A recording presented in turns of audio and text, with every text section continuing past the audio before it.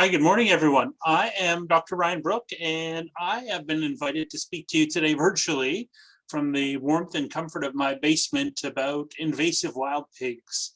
Hopefully, many of you have heard of this situation and are aware of some of the challenges associated with pigs, but for the purpose of this audience, I'm going to start from the beginning and walk you through some of the details of where this came from, and certainly focus a lot on where we're going and what things are looking like here in Saskatchewan, but also across Canada. Indeed, this is a major global issue. So I think we also need to recognize that what's happening here in Saskatchewan and across Canada is also a global problem. Almost anywhere you have these things, you have very large challenges and major realities around how do we actually deal with these, so and big impacts and risks. So lots of things to think about today, and so I'll be available for a real-time discussion, but I'm here recording it downstairs in Saskatoon.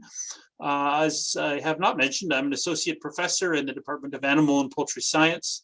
And my research group, I've been working at the U of S for 12 full years now. And most of that has had a fairly interesting focus on pigs. So we've been at it for a while now. And I think we've learned a lot in the last 12 years. If you want to follow me on Twitter, you can check out our Facebook page. So lots of information, lots of insights into what we've learned along the way. So to sort of start at the very beginning, this whole issue of wild pigs is actually fairly recent. There are no native pigs to Canada, so we never had them prior to their introduction. And this really started in the 1980s and then through the 90s, this big push to diversify agriculture. So we had emu farms and elk ranches and, of course, wild boar. And so this was started with the very best of intentions. And this was to fill plates on fancy restaurants and hopefully large shipments overseas to Asia. For example, Japan has a tremendous appetite for wild boar. So important economic opportunity, perhaps certainly viewed as a potential opportunity to diversify agriculture and move away some sort of standard cows and wheat to other things. So all sorts of potential. But unfortunately, what happened was the market sort of peaked in 2001 and effectively collapsed. And so we don't have a lot of farms left here in Saskatchewan or anywhere near as many left across Canada. And indeed, all of the provinces and the Yukon Territory at least dabbled in domestic wild boar. A few provinces, including Saskatchewan, have these so-called canned hunts where you can shoot them inside a fence, but at least initially the big push had been towards meat production, more conventional, relatively small areas where pigs are contained instead of the larger for the hunts. So this is where the problem began, though, fairly shortly after these farms were established all over Saskatchewan, indeed across the prairies in quite large numbers.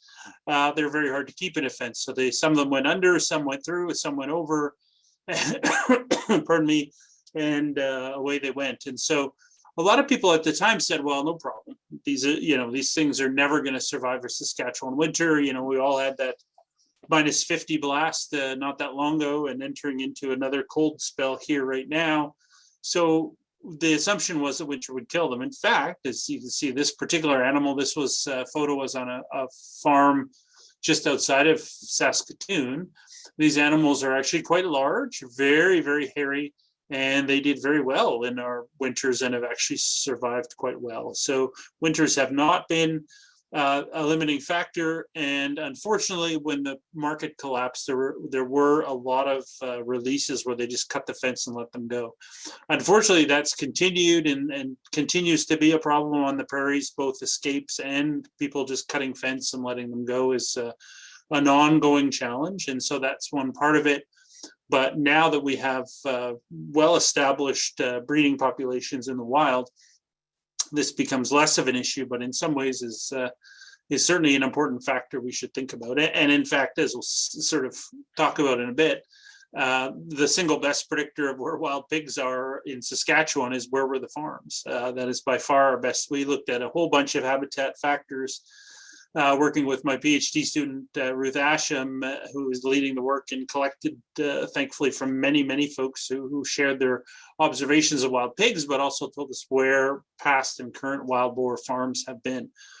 And so that turns out that you look at forest, you look at wetland, there's lots of things that predict pigs, but wild boar farms are the one. We know that's the source of pigs on the landscape.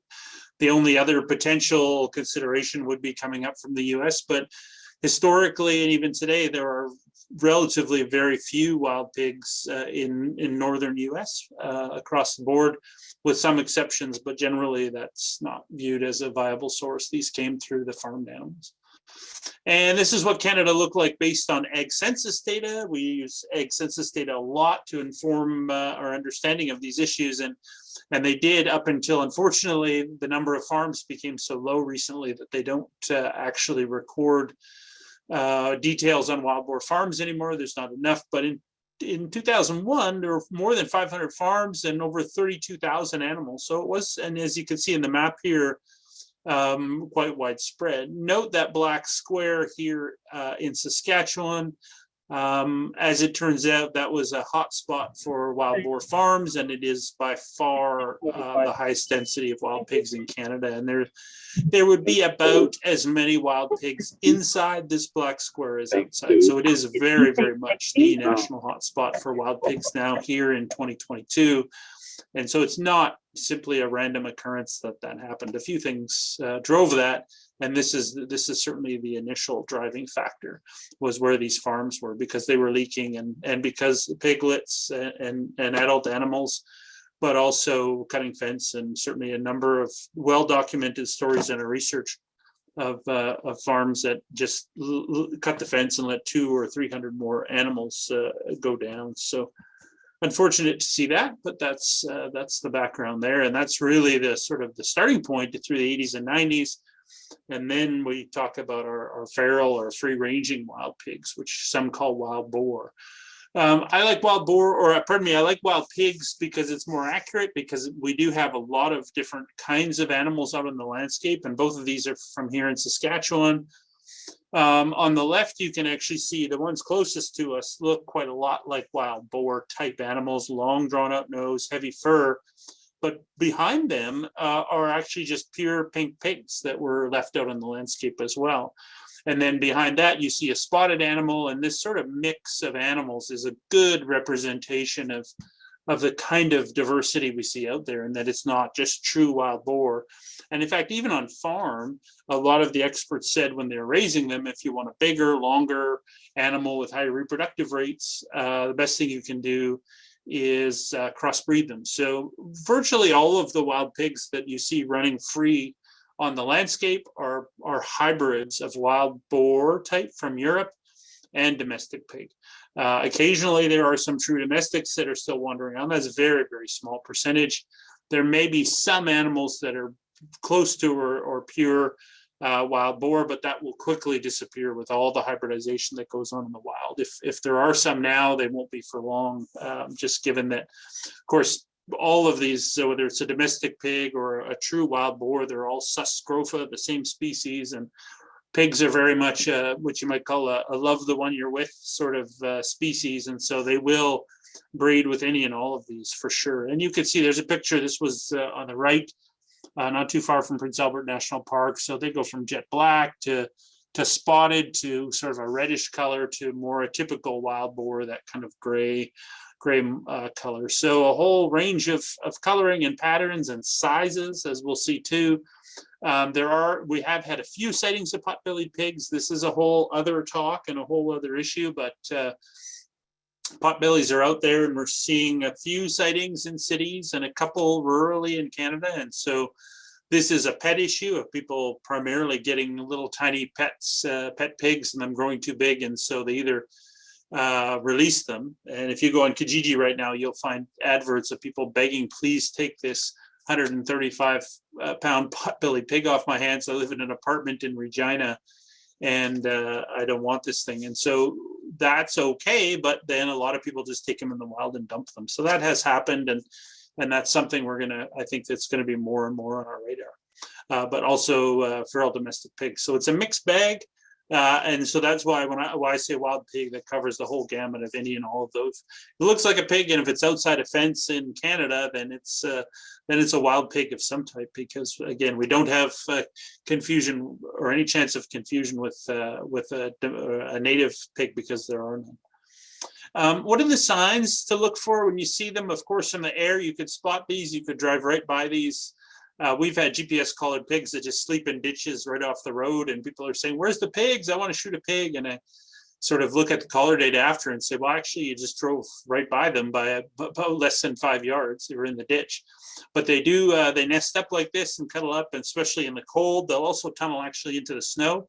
And you can see those snow piles or those snow tunnels, and you'll see steam coming out of them on really cold days. So we've actually used that to find pigs using aircraft, is finding those snow where they are. Probably right now as we speak, there's probably lots and lots of pigs tunneled under the snow, tunnel into the snow, or nested up like this, staying warm.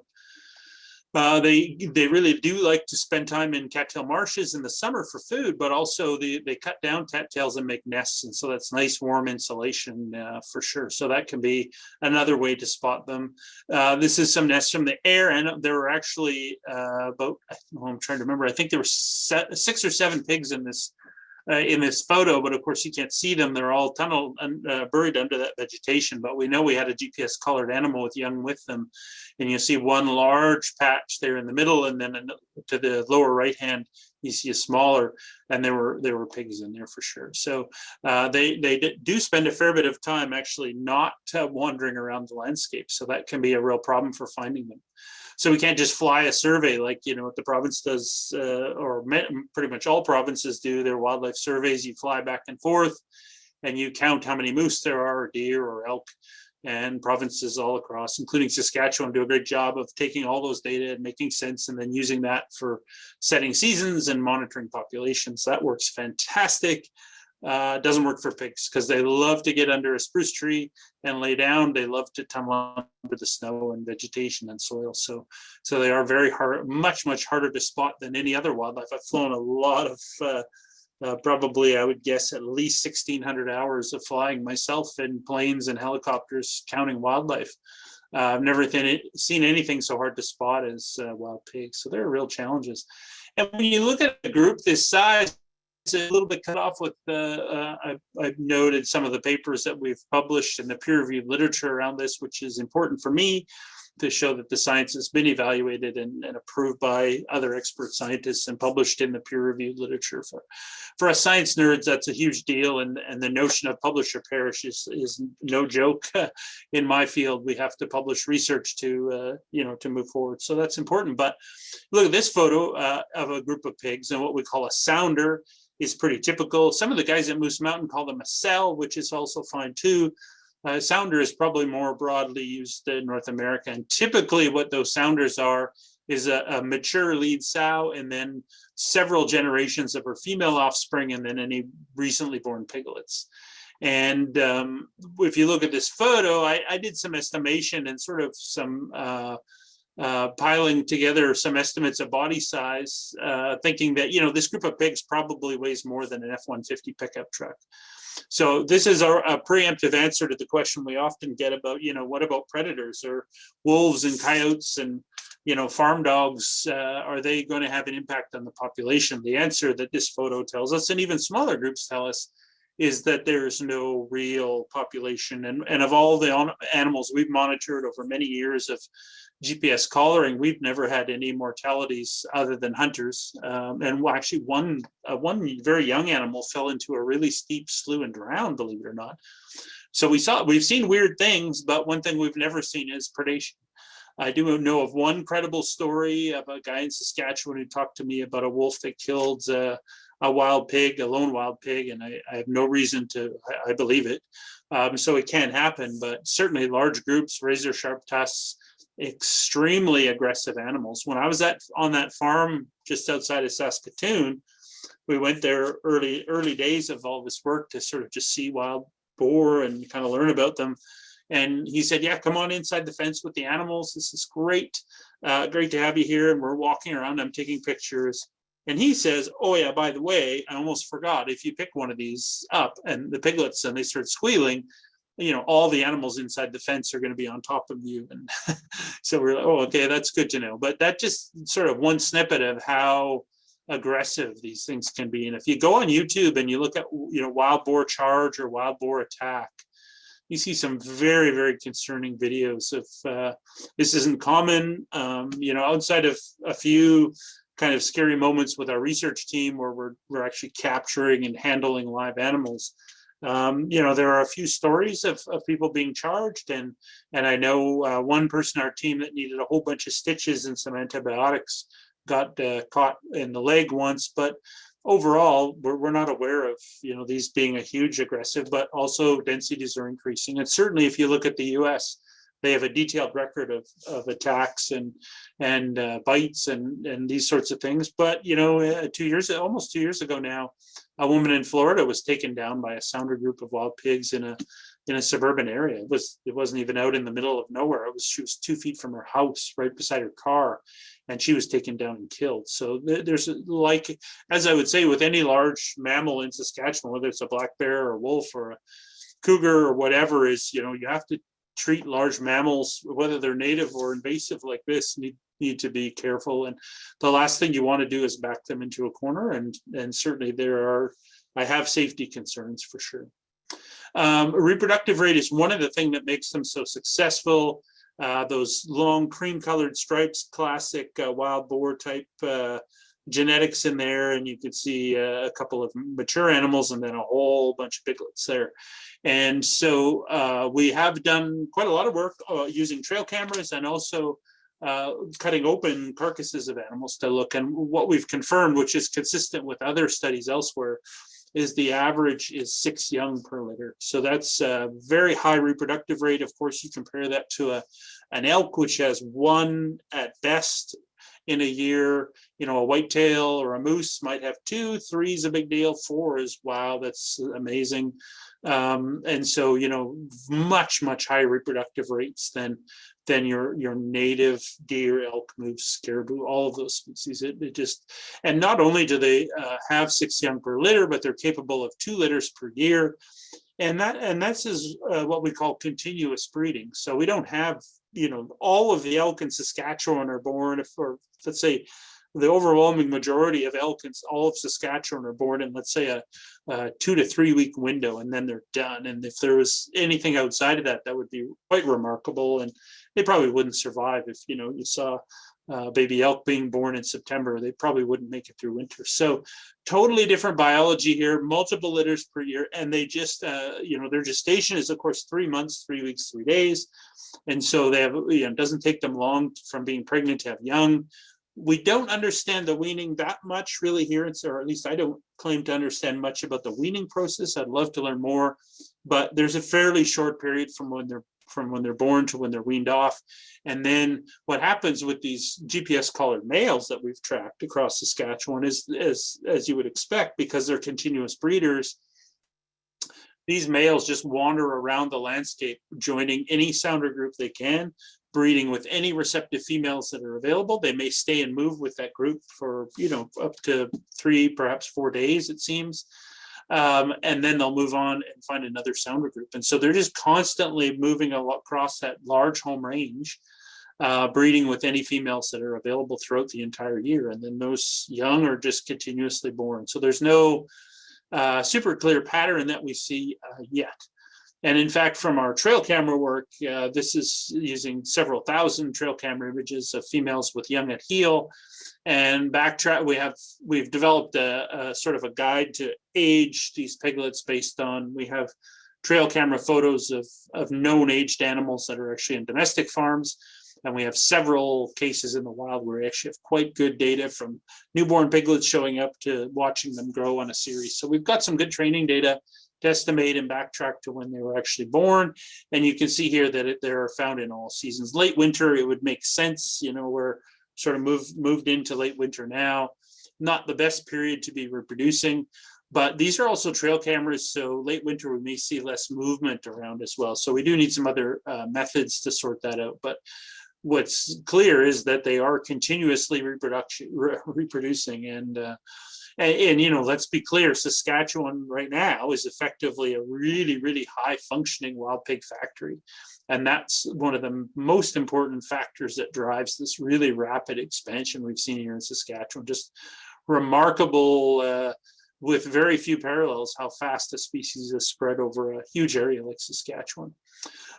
These are occurrence data. So Ruth Asham started collecting these data as part of her PhD. And I've been helping to in the last 2 years while she's been wrapping up. She's close to being finished now. I read the first full draft of her PhD a few weeks ago, so we're getting awful close. And we pulled all these data together, and so what we have is this database of all occurrences of wild pigs. And, you know, keep in mind, this is particular is for Canada. There's two things to note here. One is which they've grown exponentially, which now, after living through COVID, everybody knows what an exponential curve is and what that means in terms of how fast, once you're on the really steep side of that, how fast you can, that animals can spread.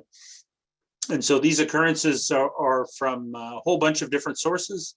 We've evaluated 12 different ways of finding and mapping pigs and compared them and looked at cost and benefit, and ultimately came up with this notion that the best idea that our data support is, in fact, pull all of the data you have together. And there's no question that we're underestimating. So these numbers are actually lower. There are a lot of pigs that are out there. We're just not getting every sighting. We get a lot. It's quite amazing how many people reach out to us on almost a daily basis.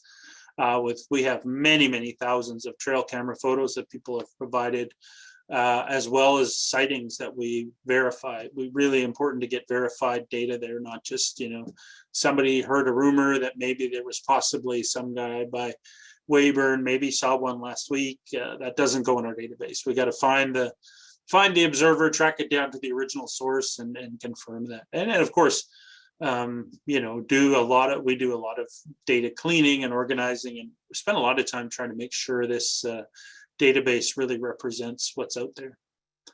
And of course, pointing to the more recent years up and now until I don't have 2022 numbers up there, but we've really seen this massive increase of sightings, and that really does represent it. So 58% of all of our occurrences are actually in the last 5 years. So we have way more data in the last 5 years than everything else combined. So, but what's also important about this, perhaps one of the most important things to say about this figure, is this is exactly what wild pigs do wherever they are.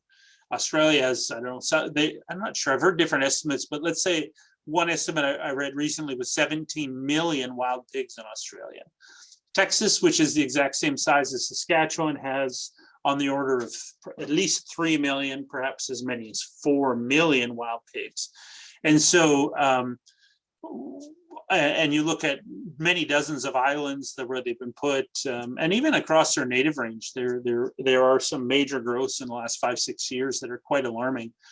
You know, for example, France killed, you know, one year I remember when I was there, they killed 1 million wild pigs, or wild boar, true wild boar there in France, but they killed 1 million animals and the population didn't, you know, decline. And that's when you're on this exponential curve, you can still remove an awful lot of animals, and the curve just goes up and up and up. So that's the situation in Canada. This is exactly what's going on in Saskatchewan, and this is exactly what you would expect. Just like if you went out into the forest, don't do this, but if you went out to the forest in July during this, especially during this drought this year, and threw a match in the ground, started a small fire, guess what's going to happen? It's hot. It's in the middle of July. That fire is going to spread rapidly and rapidly become out of control. And so that's exactly what I've been saying for a long, long time, for 12 full years, actually, as it turns out, that, you know, that while it's not necessarily alarm what we were seeing in 2008, 2009, 2010, it was the fact that we know that the species, like a cancer cell, like a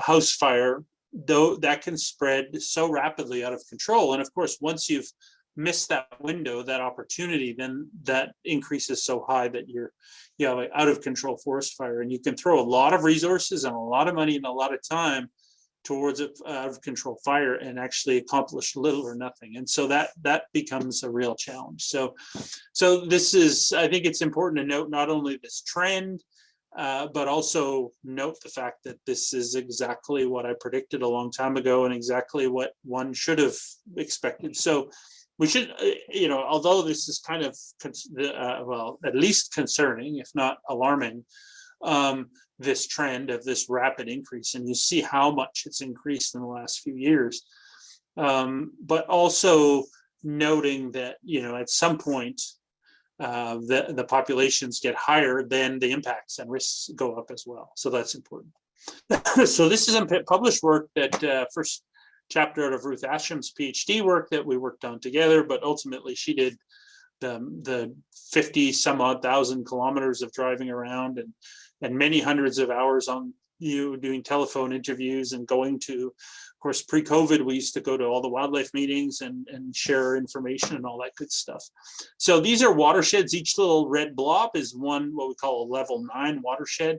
And this is what was the scenario was in 1990, which actually 90 was the year I finished high school. To age myself, this was not. And again, it's a small bit, and you can say, well, it's only a small fire in a huge forest, or you could call 911 and say, well, I've got a fire. It's kind of embarrassing. It's only in my kitchen and half of my living room. Yeah, it's a big deal. This is even this is a red flag for sure. So there wasn't a lot initially, as you would expect. A few releases, a couple of cut fences. Some of them died. Early on, if 4 get out and everybody goes out and kills all 4 from a farm or ranch, that's great. But at some level, they get out and then they start to become established. By the time I started at the end of this block in 2010, when I started at the University of Saskatchewan, was looking around, people were not particularly alarmed. Nobody really wanted to sort of talk about it too much, but I decided that we wanted to start our ongoing research. And so it's 2010 that we started looking at them. Hard to make the case that they're a terrible issue now, but again, that's only if you don't understand anything. If you ignore everything that I just taught you about pigs, this map probably isn't all that alarming, except, well, like cancer cells, if you have them, we know what cancer means and what that means in terms of spread. And of course, the cornerstones of managing any invasive species, and certainly absolutely true with wild pigs, is this idea of rapid detection, rapid response, and really aggressive response. People know this, certainly key for, you get leafy spurge show up on your cattle pastures, or you get some of these very invasive weeds. Got to find it quick and get rid of it really quick and completely. Not a bit, not some of it, all of it, or else it's there and it's going to spread. And this is exactly what happened with pigs. Unfortunately, during this period, there wasn't a whole lot of action anywhere in Canada to really do. There were some efforts out there for sure, not dismissing that by any means, and there was some trapping efforts, some control, but not a whole lot, and certainly not enough at this scale of distribution. And so by the time Ruth stopped collecting the core of her data for her analysis in 2017, we'd already seen widespread across the province. This is only presence, and in some of these cases it might be one or a small number of occurrences in a watershed, but that's an indicator. These are a lot of red flags going off in terms of the spread we're seeing in Ontario, some in BC, but the Canadian prairies have been and continue to be the overwhelming majority. 99% of all of the occurrences we have. My database has just around 60,000 different occurrences of pigs all across Canada, across all the years we've looked at, about 60,000, and not fully, a little over 99% of those are in Alberta, Saskatchewan, and Manitoba. Here's an update that I made quite recently. And again, as we expected, and in the absence of sufficient control, and certainly driven a lot by sport hunting, as I'll get to, unfortunately, you look at the southern half of, more than half of Saskatchewan, and it's filled in, and just in the last even few months, I've filled in more of those patches in red because of additional occurrences. And so as time marches on, we're not that far from essentially all of those level 9 watersheds, which are about the same size, by the way, I should mention, a home range of a collared wild pig. That's the reason we chose that size. That little red splash looks about a range that they use over a course of a year. And you can see this starting to fill in Manitoba as well, and to some degree Alberta, and just sort of filling in. And you know, to be clear, wild pigs on the Canadian prairies are spreading completely out of control as we speak. And certainly efforts out there have increased dramatically in the last couple of years, but certainly nothing even remotely close to being what we would call slowing the spread, stopping the spread, or indeed moving towards a reduction or lower numbers of animals. So they are very much right now spreading out of control, and you know, they are extremely widespread. So that's an issue. This is where eradication has occurred in Canada so far. I'm not aware of any areas that have found pigs and then eradicated them at sort of a watershed or bigger scale. There have been some, you know, local successes and some places where pigs have been shot and trapped and snared. But certainly overall, we have not seen that translate into a eradication. And of course, as you saw that last map, now we're in a position that, say your rural municipality or the watershed you're in did a really good job and eradicated, there are lots of animals moving around on the landscape. So we're into an area now, I would say, where we really, certainly in Saskatchewan, we can't talk about eradication. This is one of the more common questions. Can we eradicate these things? The answer is no. We've missed that window by several years. They're widespread. They cover an area larger than Spain. You know, we're talking about a full 1,000,000 kilometers of range for these pigs. So any notion that they're going to be removed completely off the table, and certainly based on, again, not criticizing current actions, but reality of you know, perhaps on the prairies, control efforts would be on the order of, say in 2021, would be on the order of less than 300 animals, probably less than 200. And so while all of that is important, and there are good people doing good work out there, we're nowhere near talking about eradications, and certainly that's off the table at this point. This sort of gives you a flavor for, and the overwhelming majority of pigs, quite a large percentage of all the wild pigs in Canada, Saskatchewan is 54%, but Manitoba is not that far behind. And so between those two provinces, that's more than 3/4 of all pigs are on the map you're seeing here. Saskatchewan has by far the most widespread and the highest number of occurrences.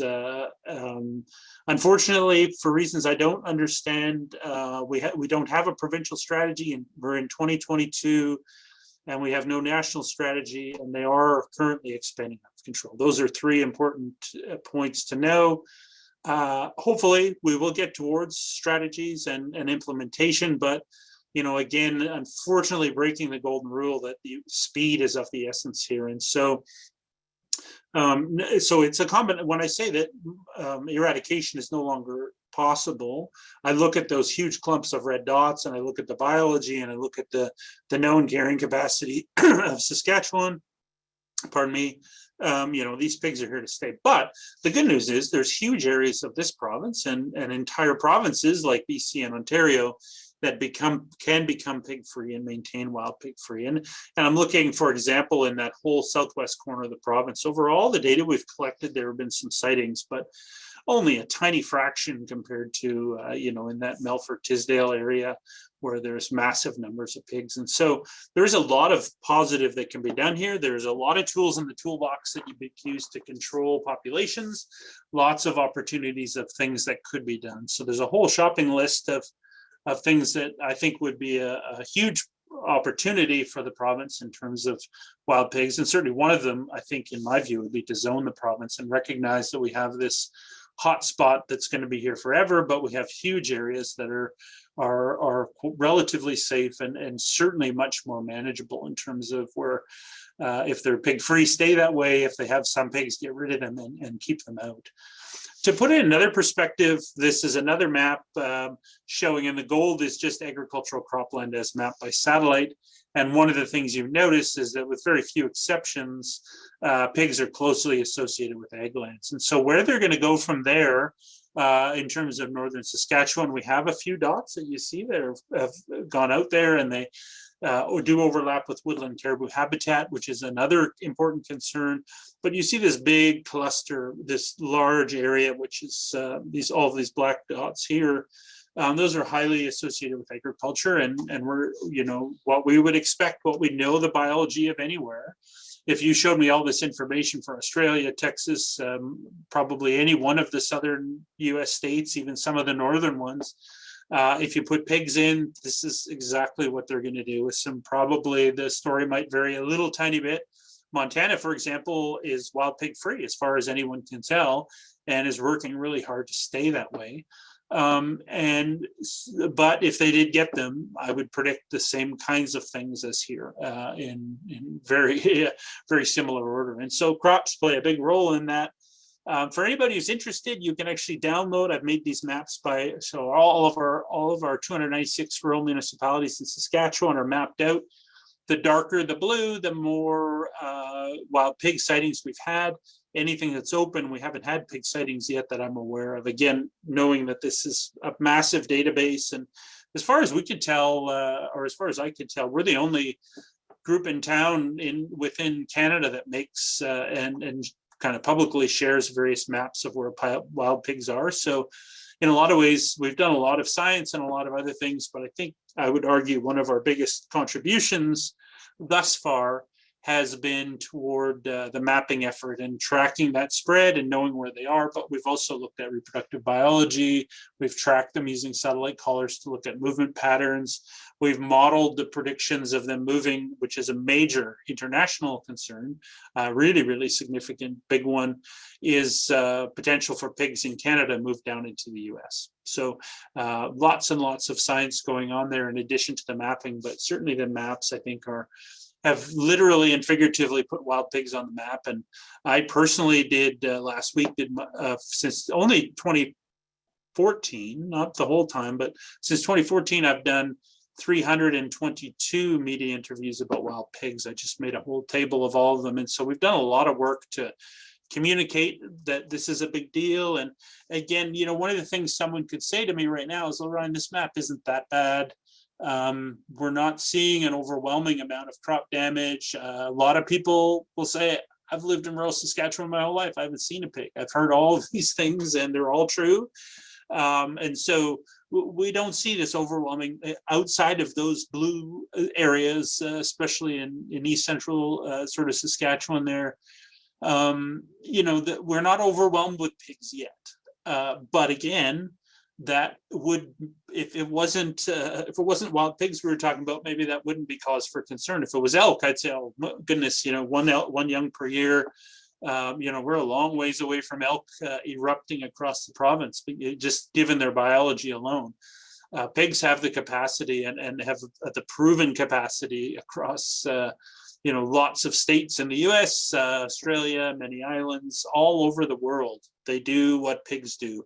Chris Rock used to have this bit that he did where he talked about how that tiger went crazy in Las Vegas and attacked its handlers. And people were saying the tiger went crazy, and Chris Rock's bit was, no, the tiger didn't go crazy. The tiger went tiger. The tiger did exactly what it evolved to do with its big sharp claws and big sharp teeth and carnivore diet. And so when we look at a map like this, I will also say, by the way, on our Facebook page, we have the exact same thing for Alberta and Manitoba, which is, again, virtually all of the wild pig sightings that are out there. So, but the point being that what we're seeing in these maps it's heartbreaking, and it's frustrating to see them expanding like this. But the two main points are, this is exactly what we should have expected, and so we shouldn't be surprised by any of this. And we should also, given that they're reproducing so rapidly and spreading, and as we've talked, there's probably been at least one litter of piglets during this little 40 some odd minutes I've talked so far being born. And so that we have, like I say, this area you're looking at right now, and especially those blue zones are major wild pig factories. And so those piglets are being put out regularly, reproducing, and you can go in and harvest 100 animals, but yet you come back the next year and you have as many or more as you had. So it is a real challenge. There is no easy answer, especially when we've sort of softballed it up till now. And so trying to get aggressive now would be great, and seeing a more widespread effort, but even still, that's going to be an issue. And this is sort of some of the impacts they can have. Pasture, they get in and they tear up that ground, they get into grain bags, and so they do a lot of damage. And again, we can only predict that that's going to go up, up, up exponentially as pig numbers expand and into new areas and densities increase. This was a photo in southeastern Saskatchewan. Wild pig hopped the fence and moved in and indeed mated with these domestic pigs. And so that is a few concerns come up. Disease is the one that makes particular concern, with African swine fever being a global crisis in the last 3 or 4 years, but also other potential diseases being spread as well. So this kind of contact and the need for biosecurity. So there's a whole bunch of angles that need to be looked at here for sure. You look at this picture and you go, wow, that person really cleaned house. This is a deer hunter that just happened upon a group of pigs and had the right place, right time, obviously a good hunter. I think, wow, that's fantastic. The problem in reality, though, is that sport hunting actually is a major part of the problem, not the solution. And it doesn't always make sense intuitively or immediately or obviously, because, wow, that's removed animals. Of course, that's 5 animals off. So tally sheet says we have no idea really how many we have, but we have certainly in the thousands. There's no question at all about that. So you take several thousand minus 5. The problem with that is, though, how many were actually in that group? Was it 5? Was it 10? Was it 15 or more? We don't know in this case, but the problem is any animals that are left behind become much more nocturnal. This can break up and spread groups around the landscapes. You can imagine any survivors have long over the hill and past the horizon. They will move around and take off. We know that from our color data. We've seen that happen. And so these animals can move an awful lot. And they can become more nocturnal. And of course, we can't hunt them at night. And they can be much, much warier. And so, it's trying to, you go around the province right now and try and spot a pig. A lot of people say we don't see them. Well, yeah, you don't see them because they're afraid of getting shot, and that landscape of fear. And that has been an important positive contribution. I mean, hunters are great in so many ways. And I've worked with hunters my whole career. And so, this notion that sport hunting isn't successful in this solution does not take away from all the samples and observations and trail cam photos they provided with me, and indeed funding for a number of projects here in Saskatchewan. So hunting is great. Hunting is perfectly legal, and it's effectively open season on the prairies, including Saskatchewan. But the reality is that even if you go out and shoot dozens, or you spend the rest of the winter and say, that's it, I quit my job, I'm a pig hunter, you can remove dozens and dozens, and that's, that sounds good. But in the broader picture, that is probably one of the major reasons we see these pigs spread over 1 million square kilometers, is they've been chased around and shot at and dispersed, and they're much more wary. And this does mess with our research. Our first year we brought a helicopter in the day before. We flew around, found a whole bunch of different groups of pigs. We were going to go in and color them and do some research and then remove them from the landscape. And in fact, that morning, someone had gone in with a snow machine before us and driven through them all, chased pigs around, shot everything up.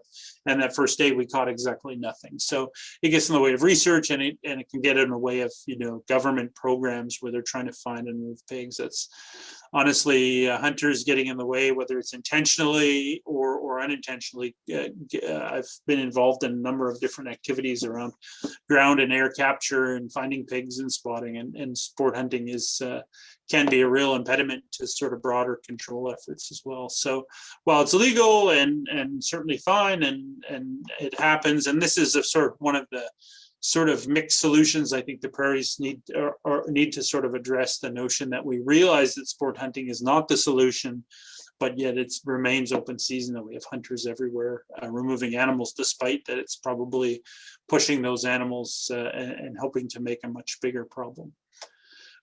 Trapping like this, which is used by Alberta and Saskatchewan, we've done a fair bit of this in Texas and other places as well, and we did this with some of our own research. This can be highly effective.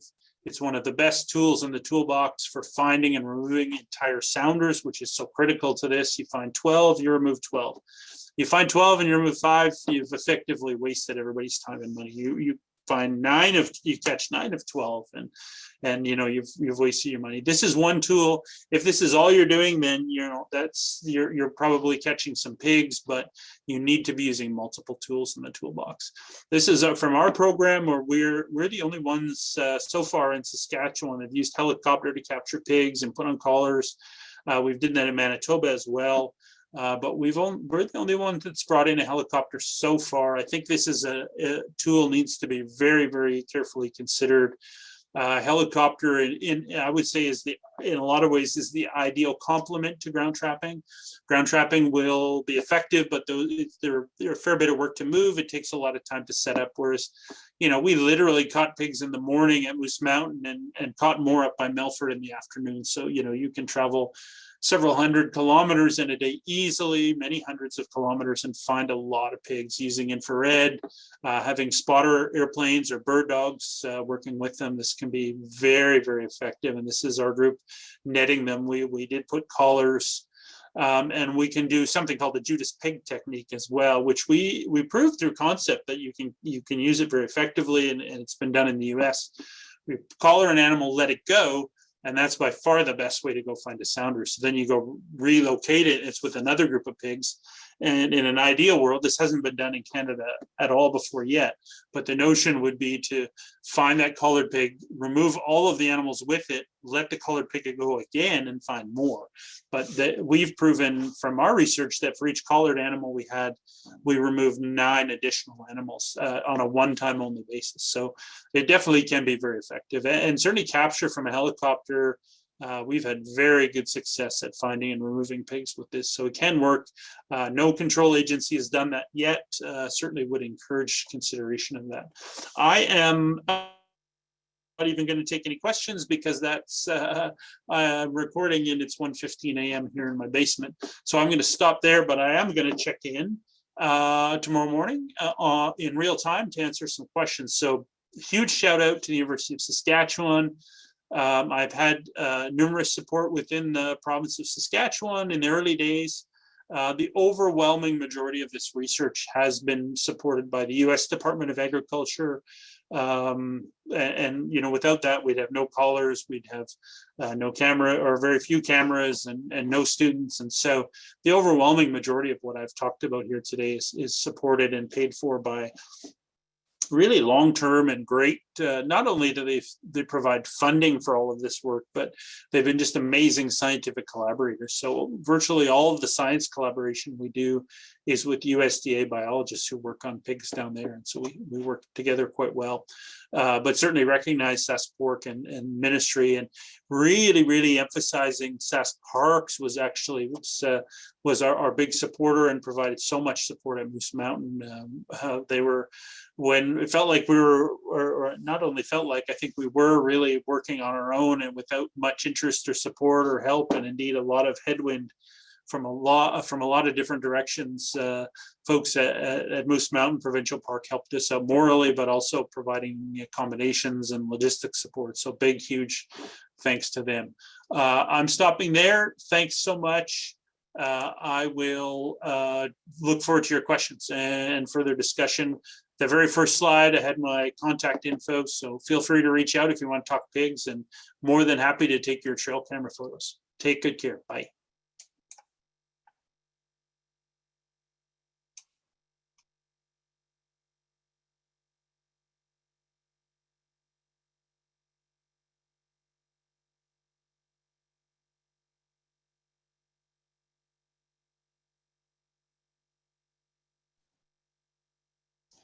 We're going to have Mackenzie come on now and do a live Q&A with Dr. Ryan Brook.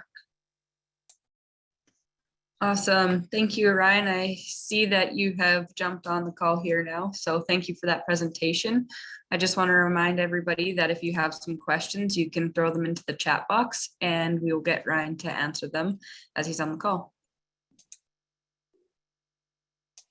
Hey, good morning, everyone. Thanks for your attention and interest in all things wild pig. Happy to take any questions for sure.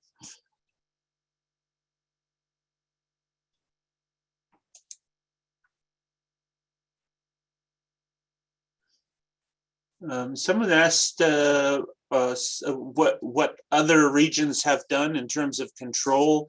It's mostly the southeast part here. This area has a climate that kind of is similar to Manitoba's climate, and I think we have another presenter on soybeans later today, so I'm not going to talk too much about agronomy on soybeans, and we'll let them cover that. Dale, you have about 3 minutes remaining. Okay, thank you.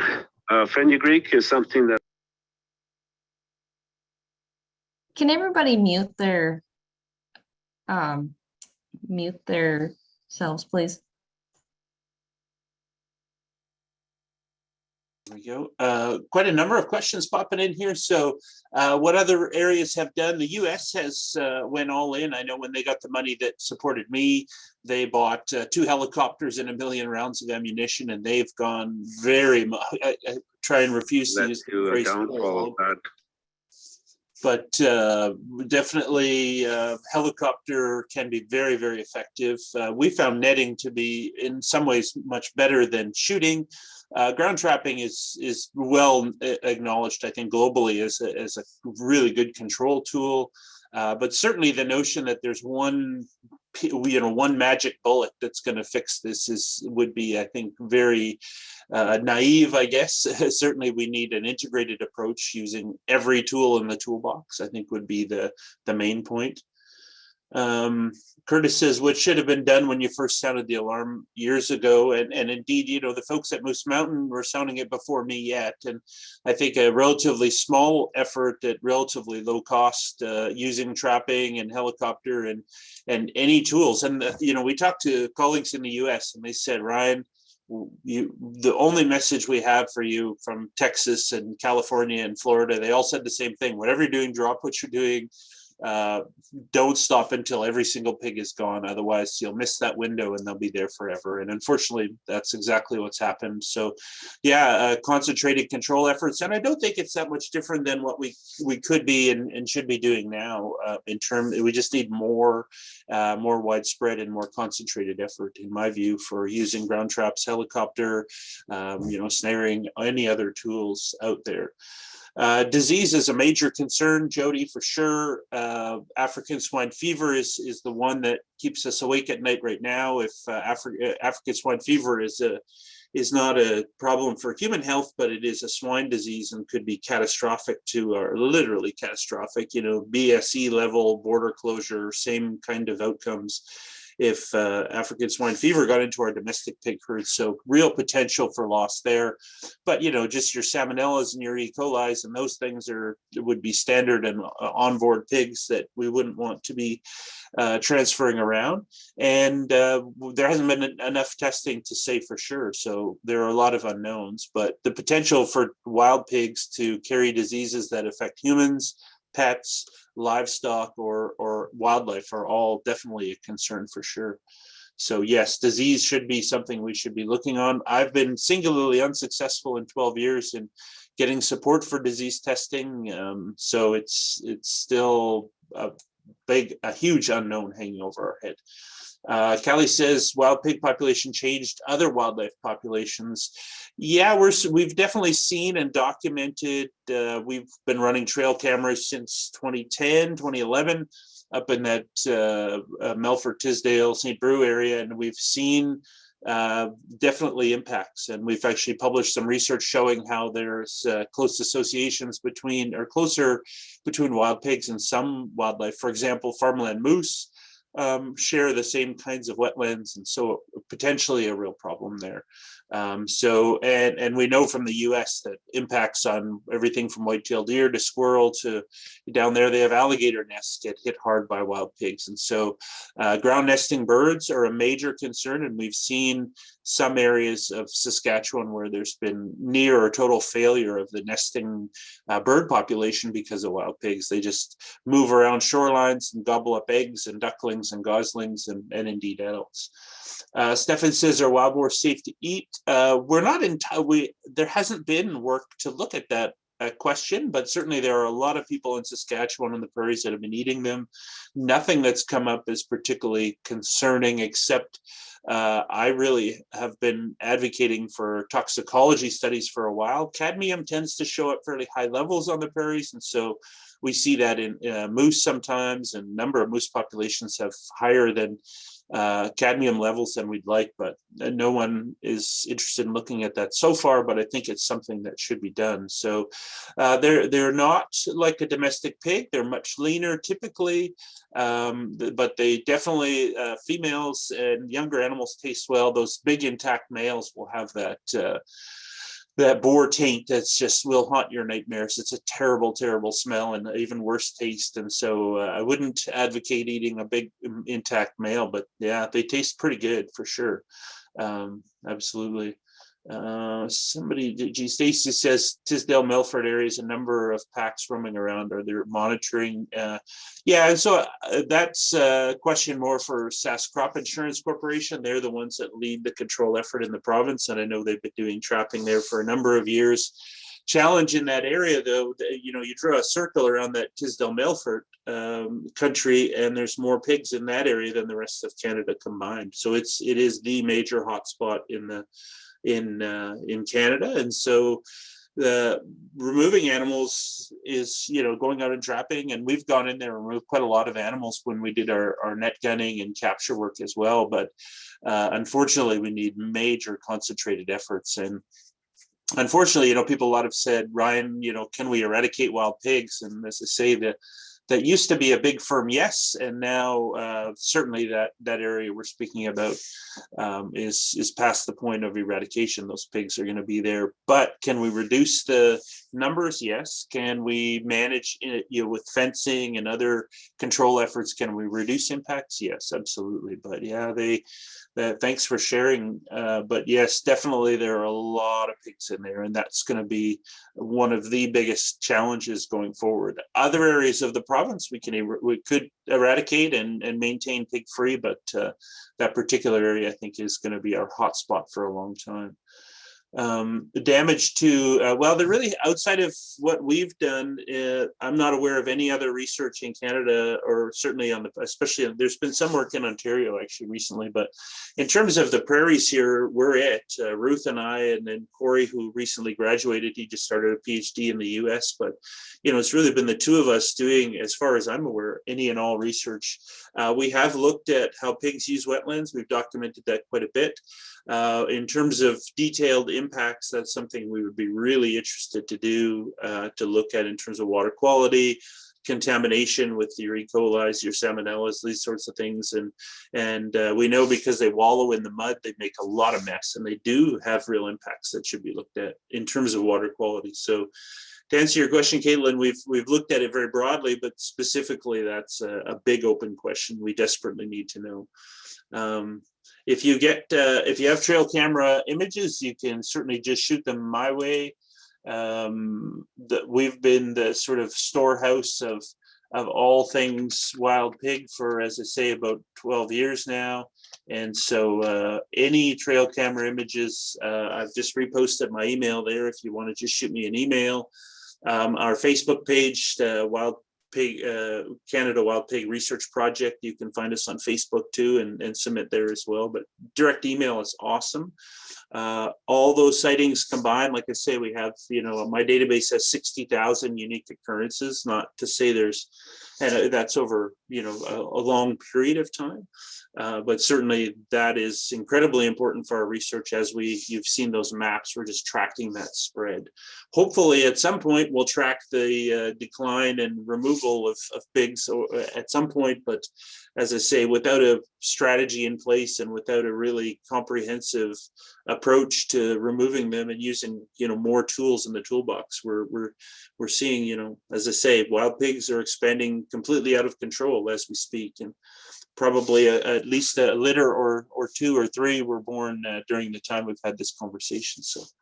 So thanks so much for your questions and your interest. You have my email if you want to reach out. If there's any more questions, and if we have time, I'm happy to keep going. We're probably running out of time, are we? Yes, I think we're kind of getting to the end, but it doesn't look like there's too many more questions coming in. So thank you for answering those. And if you have any more questions, you can send them in to us or you can send them right to Ryan. And with that, I'll hand it back over to Shauna. Thank you.